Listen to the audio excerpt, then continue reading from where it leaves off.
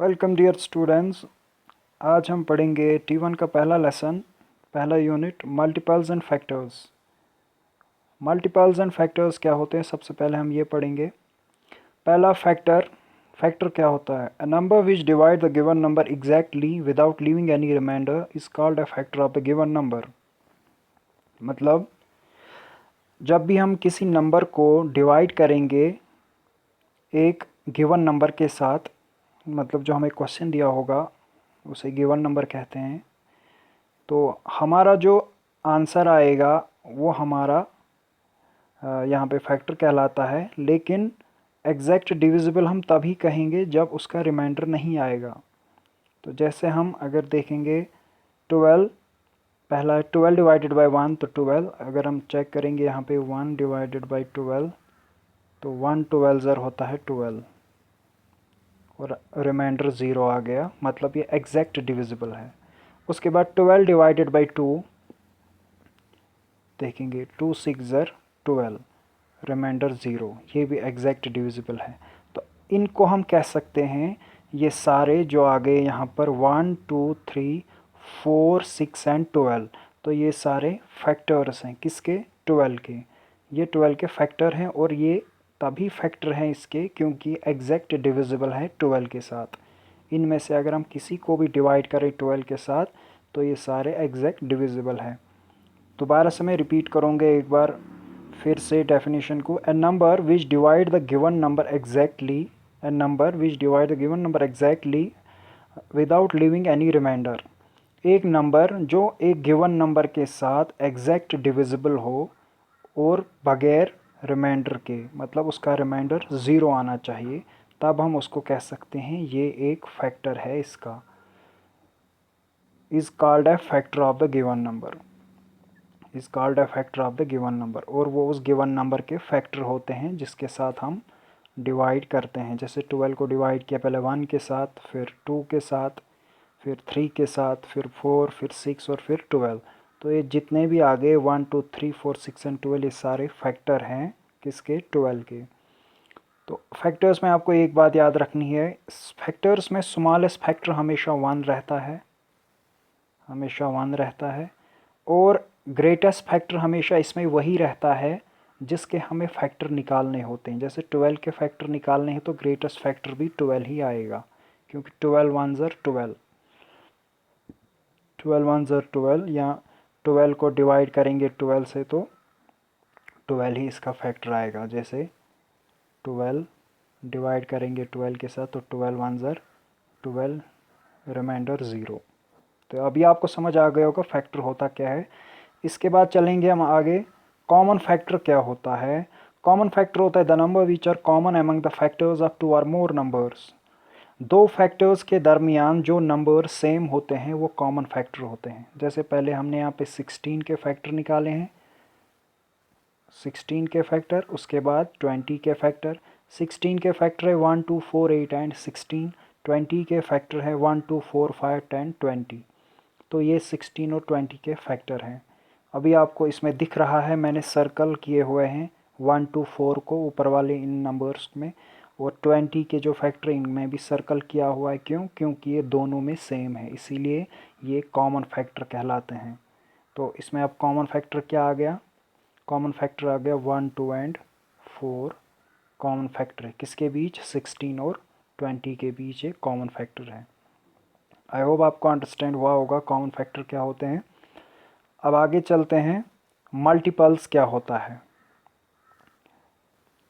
Multiples होता है a multiple of a number is a number obtained by multiplying it by a natural number. कहने का मतलब है जब भी हम किसी नंबर को किसी नेचुरल नंबर से मल्टीपल करते हैं और हमारा जो वहाँ पर प्रोडक्ट आता है, जो हमारा वहाँ पे आंसर आता है, वो हमारे मल्टीपल्स कहलाते हैं। जैसे 3 के अगर हम 3 को किसी नेचुरल नंबर से मल्टीपल करेंगे, 3 एक नंबर है, 3 एक नंबर है, इसको हम एक नेचुरल नंबर से मल्टीपल करते हैं। 3 1 ज़र 1 है natural number, is equal to answer 3।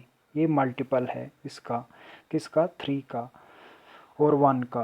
तो उसके बाद 3 को 2 से करेंगे तो 2 भी इसका नेचुरल नंबर आ गया, 3 2 ज़र 6, 3 3 ज़र 9। तो जैसा आपको पता है ये 3, 6 और 9, ये जो 3 यहाँ पर आ गए ये मल्टीपल्स हैं इसके मल्टीपल्स हैं, जैसे मैंने यहाँ पे दिखाया आपको। और ये 1, 2 एंड 3 जो है, और ये 1, 2 एंड 3 जो हमारे पास है यहाँ, ये हमारे नेचुरल नंबर्स हैं जिनको हमने इस 3 के साथ मल्टीपल करा, तो हमारा आंसर आ गया 3, 6, 9।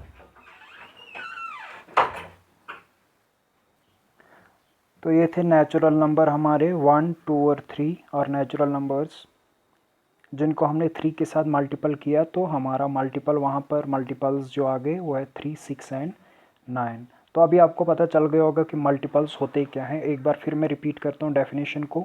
ए multiple of a number is a number obtained by multiplying it by a natural number. A multiple एक नंबर होता है। मल्टीपल वो नंबर होता है जिसको हम किसी नेचुरल नंबर के साथ मल्टीपल करते हैं और हमारा जो वहाँ आंसर आता है वो मल्टीपल्स होते हैं। मतलब एक किसी नंबर को अगर हम कोई नंबर लेंगे, जैसे 4 हमने एक नंबर लिया, इसको एक नेचुरल नंबर के साथ मल्टीपल करेंगे। कोई भी नेचुरल नंबर लीजिए आप, 1 से लेकर 9 तक कोई भी। जैसे 8 लेंगे, 4 8 ज़र, तो ये 8 जो है ये नेचुरल नंबर है, और ये 4 जो है ये एक नंबर है जिसको हमने इस 8 के साथ, जो नेचुरल नंबर इस टाइम कहला रहा है, इसके साथ मल्टीपल किया। अब जो आंसर आएगा वो हमारा मल्टीपल होगा। 4 8 ज़र 32, तो ये हमारा, ये 32 जो है ये हमारा मल्टीपल आ गया। इस मल्टीपल में आपको एक चीज़ याद रखने की ज़रूरत है, मल्टीपल हमेशा सबसे छोटा जो आएगा वो वही नंबर आएगा जिसको हम किसी नेचुरल नंबर के साथ मल्टीपल करेंगे। जैसे 3 को हमने नेचुरल, मतलब 3 का टेबल पढ़ना होता है, मल्टीपल्स यही होता है। मतलब किसी का भी टेबल आप पढ़ो, चाहे 3 का, 4 का।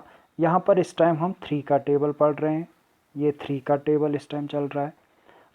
तो 3 1 ज़र 3, आपने देखा कि सबसे छोटा मल्टीपल जो आ गया वो 3 ही आ गया, ना कि 1।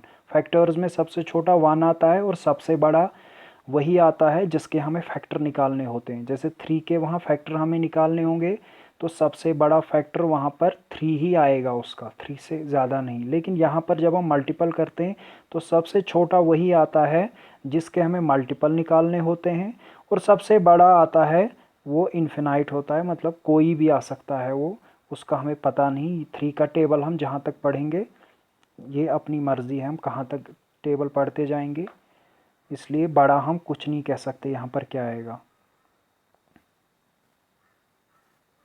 इसके बाद तो जैसे मैं इस सर्कल यहाँ पर किया हुआ है, ये सर्कल सिर्फ रफ फ़र्क है, आपको सिखाने के लिए ख़ास पॉइंट है यहाँ पर समझाने के लिए कि इसका जो मल्टीपल आता है छोटा, वो हमेशा नंबर इटसेल्फ जो होता है, इटसेल्फ मतलब जिसके हमें मल्टीपल्स निकालने होते हैं। और बड़ा नंबर कौन सा होता है उसमें, जो कि हमारे पास नंबर होता है उससे बड़ा जो भी नंबर आएगा वो उसका ग्रेटर देन नंबर होता है। अब 6 आ जाए, 9 आए, 10 आए, 15 आए, 18 आए, कोई भी आए, वो उसका ग्रेटर नंबर कहलाता है। लेकिन फैक्टर का उल्टा होता है, जैसे मैंने आपको समझाया, उसमें 1 स्मॉलेस्ट नंबर आता है और ग्रेटेस्ट नंबर उसका क्या आता है, नंबर इटसेल्फ, उससे बड़ा नहीं आएगा उसमें कोई फैक्टर। तो इसके बाद आते हैं कॉमन मल्टीपल्स क्या होते हैं। कॉमन मल्टीपल्स होते हैं the number which are common in multiples are known as common multiples. The number which are common in multiples are known as common multiples. Simple है, वो नंबर जो दो मल्टीपल्स या दो नंबर्स के मल्टीपल्स में, या दो टेबल आप कह सकते हैं, अगर हम दो टेबल पढ़ें, 2 का टेबल एक तरफ, 4 का टेबल एक तरफ, अब इनके मल्टीपल निकालिए। 2 1 ज़र 2, 2 2 ज़र 4, 2 3 ज़र 6, 2 4 ज़र 8। 4 के मल्टीपल देखेंगे, 4 8 12 16। अब इन दोनों में जो कॉमन मल्टीपल होंगे, मतलब हमारे पास इस वाले में मल्टीपल आ गया 2 4 6 8, ये यहाँ पर ये आगे इसके मल्टीपल, और ये हैं इसके मल्टीपल। इन दोनों में कॉमन देखिए क्या क्या है जो सेम है दोनों में। 2 4, इसमें 2 नहीं है 4 है। 8 और 8 ये दो सेम है इन दोनों में। कौन कौन सा? ये 4 इनको मैंने सर्कल किया हुआ है, और ये 4 और 8 ये इसमें भी है, ये इसमें भी। ये दो मल्टीपल इस 4 के टेबल में भी और 2 के टेबल में है।